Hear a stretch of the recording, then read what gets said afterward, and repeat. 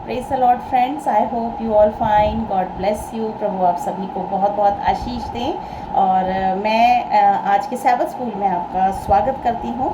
आज का सैबत स्कूल जो कि 11 जून का है और इसका शीर्षक है पशु की पहचान पार्ट 1 भाग 1। और इस पूरे हफ्ते जो जून 8 से लेके 14 जून तक का जो हमारा जो सैबत स्कूल है, इसका शीर्षक है सन्निकट संघर्ष, द इम्पेंडिंग कॉन्फ्लिक्ट। इम्पेंड का मतलब होता है भविष्य में आने वाला एक दुखद समाचार या कोई ऐसी घटना जो कि भविष्य में घटने वाली है और ये क्या है, दुखद है।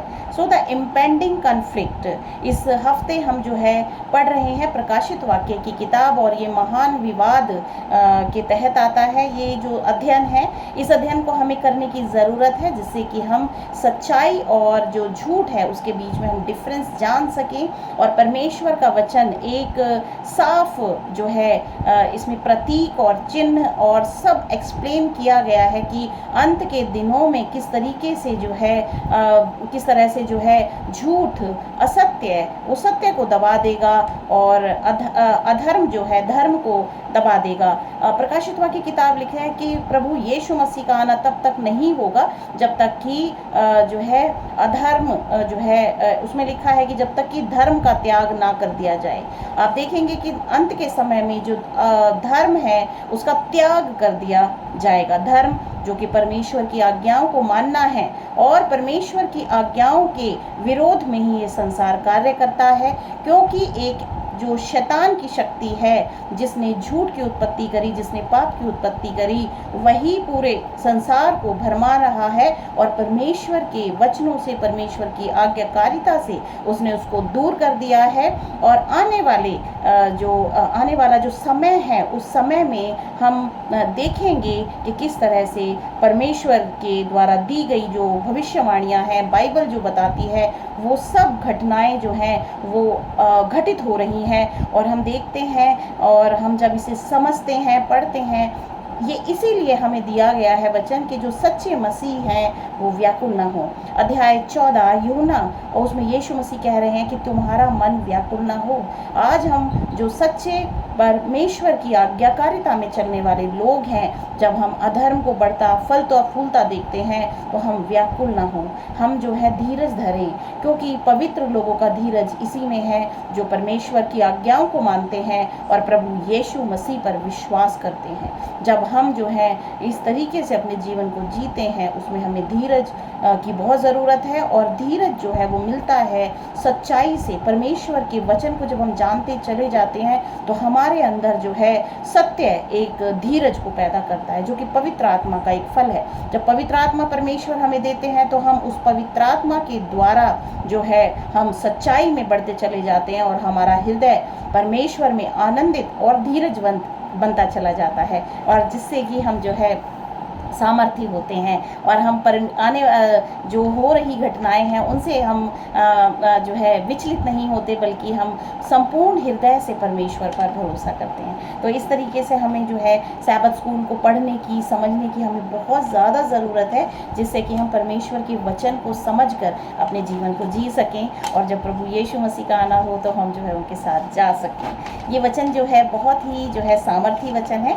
तो आज जो है तो यही एक कॉन्फ्लिक्ट है। इसका जो शीर्षक है द इम्पेंडिंग कॉन्फ्लिक्ट, जो कि भविष्य में होने वाला जो विवाद है, जो संघर्ष है, वो जो है उसमें हम ना फंसें। इसीलिए ये परमेश्वर का वचन हम अध्ययन कर रहे हैं कि हम जो है परमेश्वर की सामर्थ्य में बढ़ते चले जाएं। तो आज का जो विषय है वो है पशु की पहचान भाग 1, और ये अगला जो कल का दिन है, जो बुधवार का दिन है, उसका जो अध्ययन है वो भाग 2 है और शीर्षक सेम रहेगा पशु की पहचान। तो 11 जून और 12 जून ये दोनों जो है पशु के छाप की बात को बताते हैं। पशु के बारे में इसमें बताया गया है। पशु कौन है, कहाँ से आता है और इसका क्या काम है, आखिर क्यों पशु का आगमन हुआ और जिसके द्वारा संपूर्ण संसार भरमाया जा रहा है।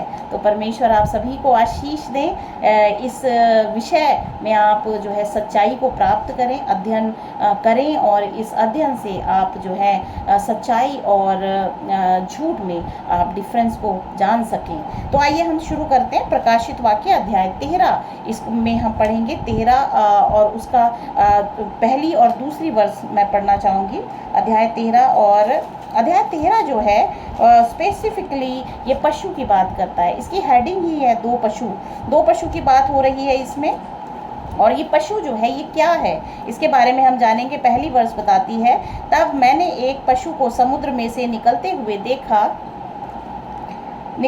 देखा जिसके 10 सींग और 7 सिर थे। उसके सींगों पर 10 राजमुकुट और उसके सिरों पर परमेश्वर की निंदा के नाम लिखे हुए थे। जो पशु मैंने देखा वह चीते के समान था और उसके पांव भालू के से थे और मुंह शेर का सा था। उस अजगर ने अपनी सामर्थ और अपना सिंहासन और बड़ा अधिकार उसे दे दिया। यहाँ पे जो निंदा की बात है, परमेश्वर की निंदा, ये क्या है? परमेश्वर की निंदा है जब हम जो है खुद को या कोई भी शक्ति जब खुद को परमेश्वर के तुल्य बताती है, परमेश्वर के जो कार्य हैं और जो अधिकार है वो खुद को बताती है कि मैं ये कर रहा हूँ, मुझे ये अधिकार मिला है परमेश्वर से, तो ये है परमेश्वर की निंदा। परमेश्वर की निंदा के द्वारा जो है वो व्यक्ति परमेश्वर से के विरोध में कार्य करता है। परमेश्वर की निंदा के जो है 10 नाम उसके सिर पर लिखे गए हैं। और पशु जो है, पशु को उस अजगर ने अपनी पावर दी है, संसारिक शक्ति, संसारिक शैतान की शक्ति जो कि इस को चलाती है। और इसमें हम देखेंगे जो सैबत स्कूल में लिखा है, और यहाँ लिखा है प्रकाशित वाक्य की पुस्तक अजगर की पहचान मुख्य रूप से शैतान के रूप में करती है। जो शैतान है वही अजगर है जिसे कि स्वर्ग से निकाला गया था। प्रकाशित वाक्य अध्याय 12 और उसकी 3 और 5, 3, 4, 5 जो 12 अध्याय है, तीसरी और चौथी और 5वीं वर्ष में पढ़ना चाहूँगी। इसमें लिखा है, एक और चिन्ह परमेश्वर में दिखाई दिया और देखो एक बड़ा लाल अजगर था जिसके 7 सिर और 10 सींग थे और उसके सिरों पर 7 राजमुकुट थे। उसकी पूंछ ने आकाश के तारों की 1/3 को खींचकर पृथ्वी पर डाल दिया। वह अजगर उस स्त्री के सामने जो जच्चा थी खड़ा हुआ कि जब वह बच्चा जने तो उस बच्चे को निगल जाए। वह बेटा जनी जो लोहे का राजदंड लिए हुए सब जातियों पर राज्य करने पर था, और वह बच्चा एकाएक परमेश्वर के पास और उसके सिंहासन के पास उठाकर पहुंचा दिया गया। ये बच्चा जो है वो प्रभु यीशु मसीह है, और परमेश्वर ने उसे इस संसार में जो है भेजा, इसलिए भेजा कि वो इस संसार के लोगों को बचा सके। और उसी के ही हाथ में जो है वो राज दंड है, जो लोहे का दंड लिए हुए सब जातियों पर राज्य करने पर था, और वही जो है राजा है।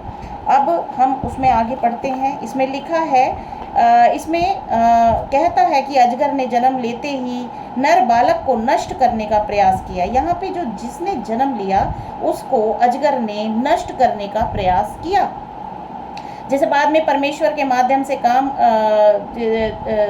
जिसे बाद में परमेश्वर और उसके सिंहासन के सामने से उठा लिया गया और सिंहासन स्वर्ग में जो सिंहासन है वहाँ बैठा दिया गया।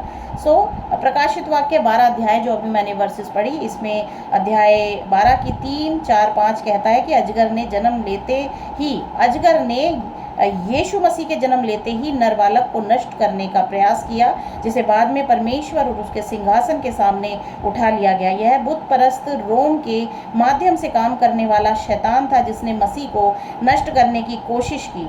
और इसके बारे में भी वर्णन है कि मत्ती अध्याय 2 की 16, 17, 18 जब हम पढ़ते हैं, यहाँ पे मत्ती अध्याय 2 की 16, 17, 18 इसमें लिखा है, जब हेरोदेस ने यह देखा कि ज्योतिषियों ने उसके साथ धोखा किया है, तब वह क्रोध से भर गया और लोगों को भेजकर ज्योतिषियों द्वारा ठीक ठीक बताए गए समय के अनुसार बैतलहम और उसके आसपास के स्थानों के सब लड़कों को जो 2-2 वर्ष के या उससे छोटे थे मरवा दिया। तब जो वचन यिर्मयाह भविष्यद्वक्ता के द्वारा कहा गया था वह पूरा हुआ। रामा में एक करुण नाद सुनाई दिया, रोना और बड़ा विलाप। राहेल अपने बालकों के लिए रो रही थी और शांत होना ना चाहती थी क्योंकि वे अब नहीं रहे। यहाँ पे हम देखते हैं किस तरीके से जो है जो वहाँ का जो राजा था हेरोदेस, उसने भी प्रभु यीशु मसीह को नष्ट करने की पूरी कोशिश की। और यहाँ पे जो है कितने ही जो 2 साल के जो छोटे बच्चे थे उनको भी मरवा दिया।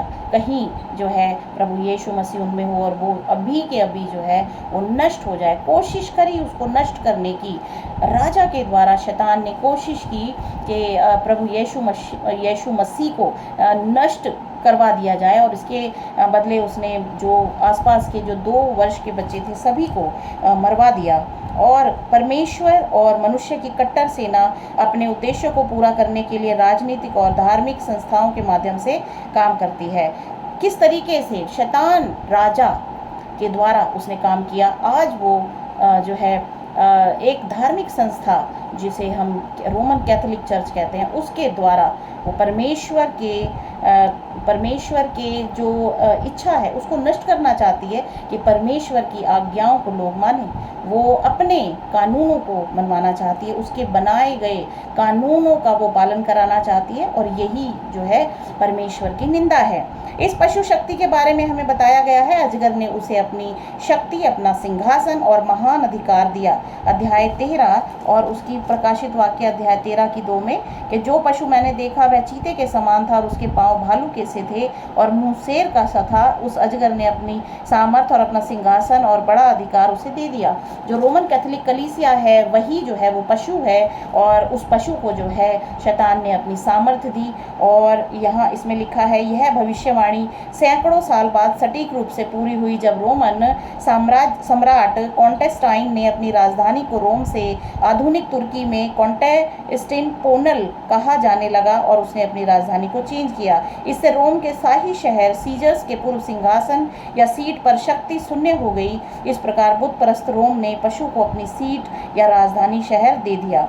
इसहाक बैकस ने कहा, साम्राज्य की सीट कॉन्टेस्टिनोपल को हटाकर कॉन्टेस्टाइन ने रोम के बिशप के लिए खुद को पृथ्वी पर सभी लोगों से ऊपर और स्वर्ग के परमेश्वर से ऊपर उठाने का रास्ता बनाया। इस तरीके से जो है ये इस कलीसिया की स्थापना हुई और परमेश्वर से ऊपर उठाने का रास्ता जो है शैतान ने बनाया, और सत्य को ढांप दिया गया असत्य के द्वारा।